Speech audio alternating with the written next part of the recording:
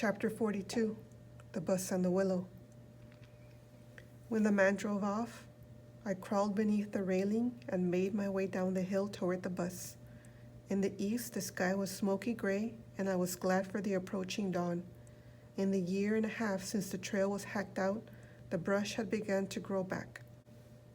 Wet with dew, straggly branches slapped and scratched at my legs and hit uneven ground so that several times I tripped, tumbling and sliding downward.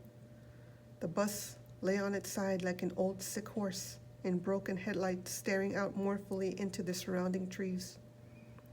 Most of the huge rubber tires were punctured and grotesquely twisted on their axles. I climbed up onto the bus's side, hoping to make my way down to an open window, but there were two enormous gashes torn into the side, and the jagged metal was peeled back like a sardine tin. Through a smashed window behind the driver's seat, I saw a jumbled mess of twisted seats and chunks of foam rubber.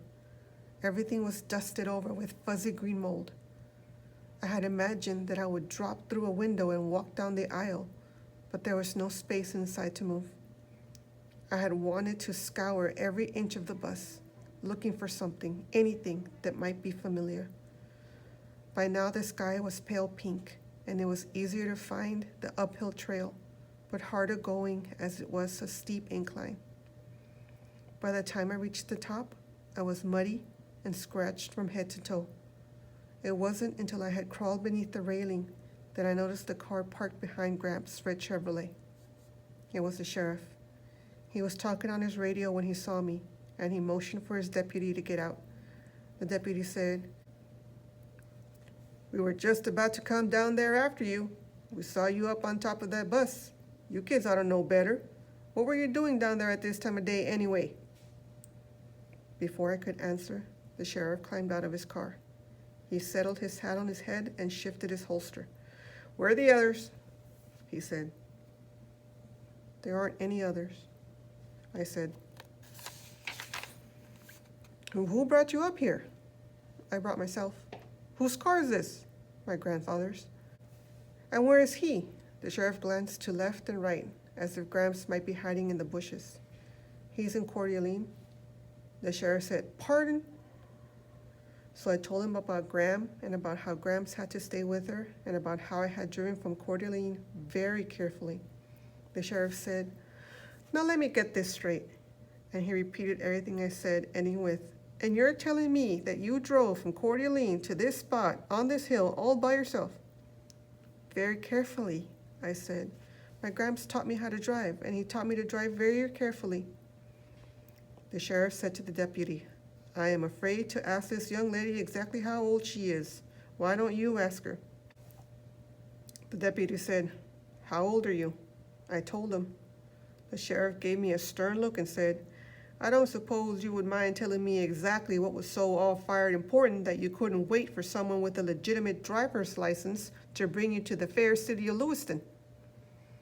And so I told him all the rest. When I had finished, he returned to his car and talked into his radio some more. Then he told me to get in his car, and he told the deputy to follow in Gramps' car. I thought the sheriff was probably going to put me in jail, and it wasn't the thought of jail that bothered me so much. It was knowing that I was this close and might not be able to do what I had come to do. And it was knowing what I needed to, it was knowing that I needed to get back to Gram. He did not take me to jail, however. He drove across the bridge into Lewiston and on through the city and up a hill. He drove into Longwood, stopped at the caretaker's house, and went inside.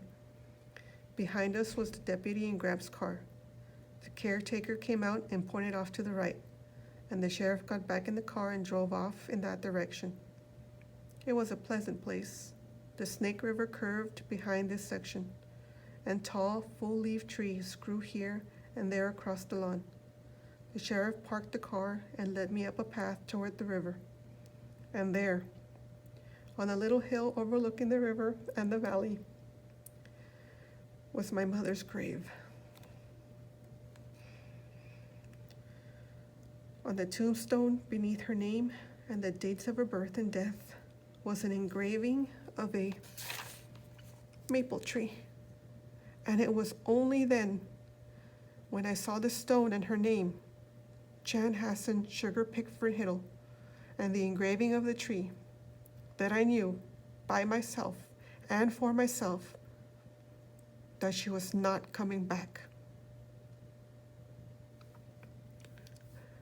I asked if I could sit there for a little while, because I wanted to memorize the place. I wanted to memorize the grass and the trees, the smells and the sounds. In the midst of the still morning, with only the sound of the river gurgling by, I heard a bird. It was singing a bird song, a true sweet bird song. I looked all around and then up into the willow that leaned toward the river. The bird song came from the top of the willow, and I did not want to look too closely because I wanted it to be the tree that was singing. I kissed the willow. "Happy birthday," I said. In the sheriff's car, I said, "She isn't actually gone at all. She's singing in the trees." "Whatever you say, Miss Salamanca Hiddle. You can take me to jail now."